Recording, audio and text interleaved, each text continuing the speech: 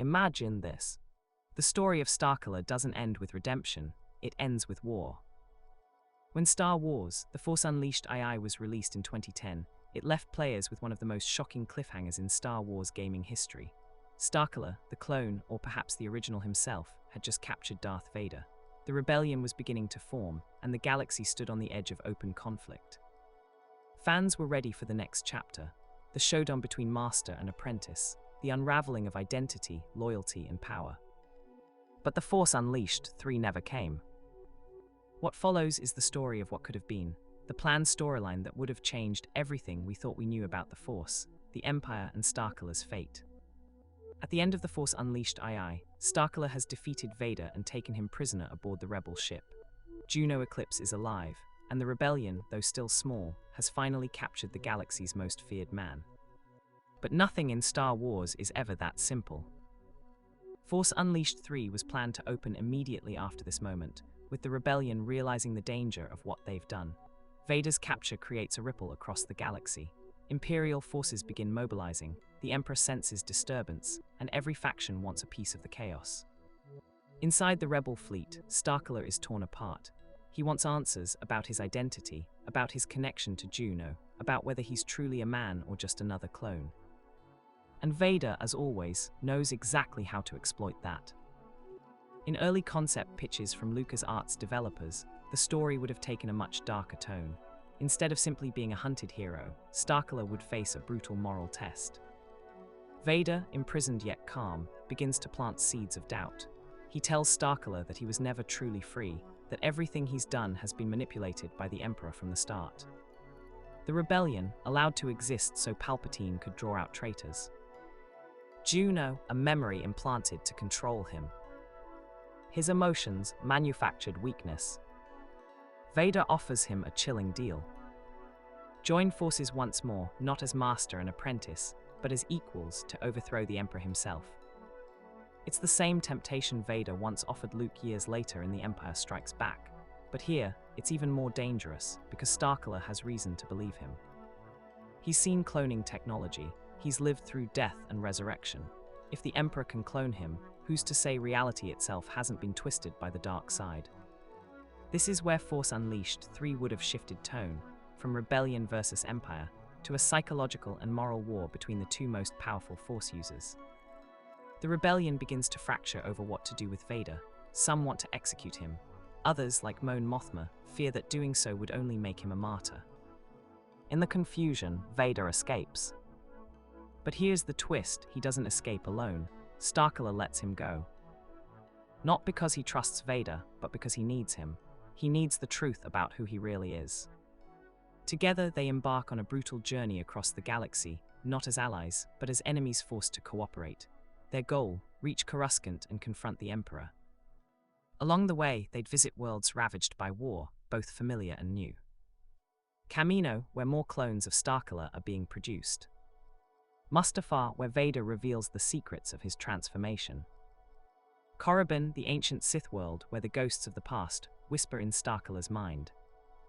Each world would challenge Starkiller's beliefs, showing him how the Force, in both its light and dark forms, corrupts everything it touches.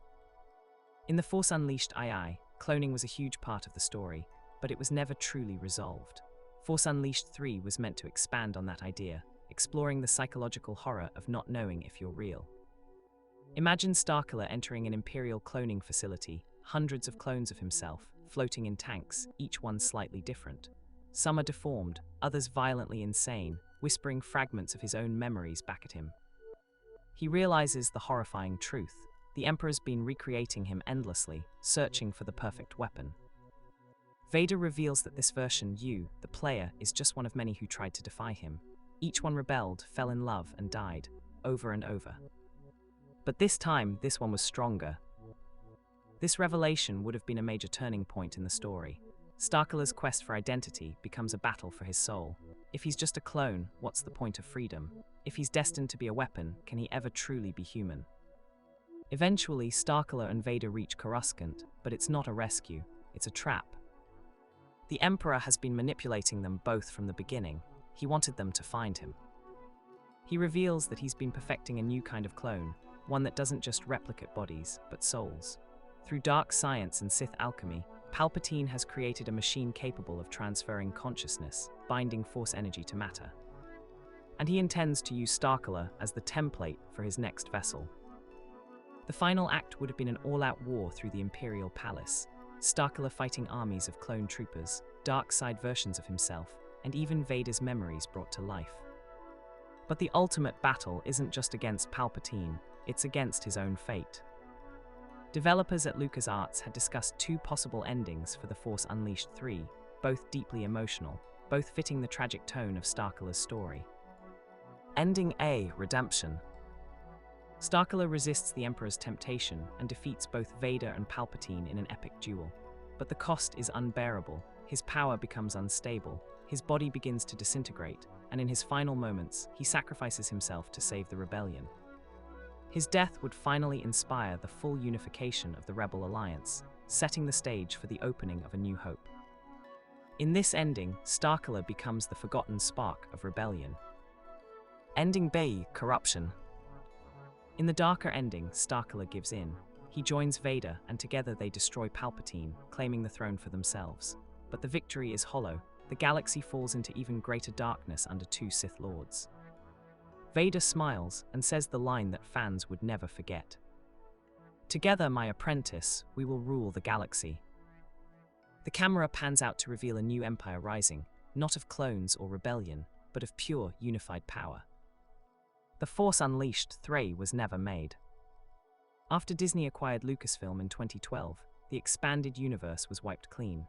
LucasArts was shut down, and The Force Unleashed story was left unfinished, its characters abandoned in the shadows of Star Wars history. But fragments of its story still survive in interviews and concept art. Developers have confirmed that the game was meant to be darker, larger, and more emotional, with massive open environments and the ability to team up with or fight alongside Vader in real time. It would have explored the deepest corners of the Force, and finally given Starkiller the ending he deserved, whether as hero, villain, or legend. Even though we never got The Force Unleashed 3, its legacy lives on. Starkiller remains one of the most powerful Force users in Star Wars history, canon or not. His story inspired countless fan theories, mods, and even small nods in Star Wars Rebels and The Mandalorian. And the idea behind him, the idea of a broken apprentice trying to find his place between light and dark, continues to echo in characters like Kylo Ren, Cal Kestis, and even Grogu. Maybe that's the true power of The Force Unleashed. It wasn't just about flipping Star Destroyers or throwing stormtroopers off cliffs. It was about what happens when someone born from darkness dares to fight for something more. The Force Unleashed 3 could have been one of the most emotional and ambitious Star Wars stories ever told. A tragic tale about identity, loyalty, and the endless war between creation and control. And maybe, somewhere in another galaxy or another timeline, Starkiller did finish his story. Maybe he found peace. Or maybe he still walks the ruins of Coruscant, trapped between light and dark, waiting for a master who will never return. Because in Star Wars, no story ever truly ends. If you enjoyed this deep dive into The Force Unleashed 3, make sure to like the video, subscribe for more Lost Game stories, and tell me in the comments. Would you have joined Vader or turned against him?